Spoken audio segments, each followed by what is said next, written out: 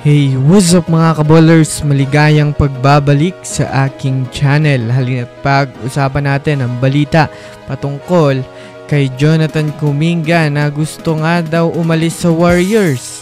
At ang balita patungkol sa pilay nga daw mga kaballers ang team ng Oklahoma City Thunder. Tara na't pag-usapan natin yan dito sa basketball.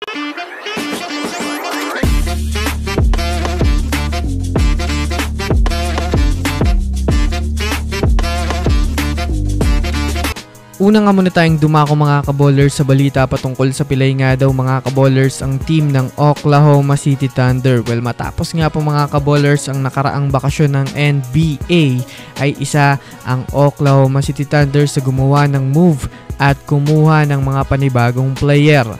At isa nga dyan mga kaballers ang pagkuha nila kay Alex Caruso at Isaiah Hartenstein na kumumpleto naman sa kanilang problema sa lineup.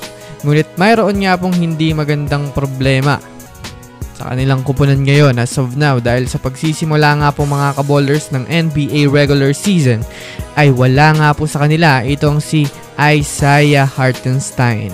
Dahil na rin naman sa pagtamo nito mga kaballers ng fractured sa kanyang kaliwang kamay at 5 to 6 weeks nga po mga kaballers magre-recover itong si Hartenstein.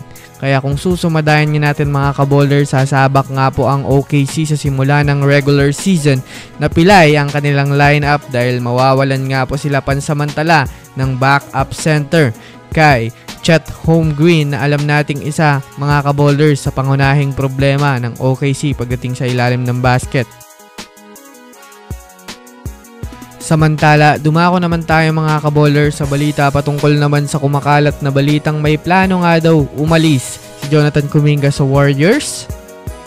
Well, matapos nga pong pumirma mga kaballers ng panibagong kontrata kahapon si Moses Moody sa kupunan ng Golden State Warriors ay kasabay na rin naman nga nito mga kaballers ang hindi pa rin pagpirma ni Jonathan Kuminga sa panibagong offer ng Warriors sa kanya. Dahil nga dyan mga kaballers, marami na namang mga rumors na kaya nga daw ayaw ni Jonathan Kuminga pumirma dahil may pag-asa nga po mga kaballers na umalis itong si Kuminga sa Warriors. Ngunit ayon sa ilang source, kahit man nga po mga kaballers may pagkakataon na si Jonathan Kuminga pumirma ng kontrata ay mas nakatuon nga daw ito mga kaballers sa kanyang pagpaganda ng laruan niya dahil kung sakaling matapos man nga po mga kaballers ang kanyang kontrata at naging maganda ang kanyang naging performance sa liga ay tataas nga po ang kanyang value at posibleng hindi siya pakawalan ng Warriors at bigyan ng mas malaking kontrata. Kaya masasabi natin mga kaballers na maaaring ito nga po ang pinakamalapit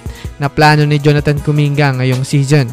So yun lamang mga kaballers, yan lang naman ang pag-uusapan natin ngayon. Pindutin ang subscribe and hit nyo na rin ang notification bell para sa mga susunod na updates sa mundo ng basketball. Again, this is Basketball Hotshots. Thanks for watching.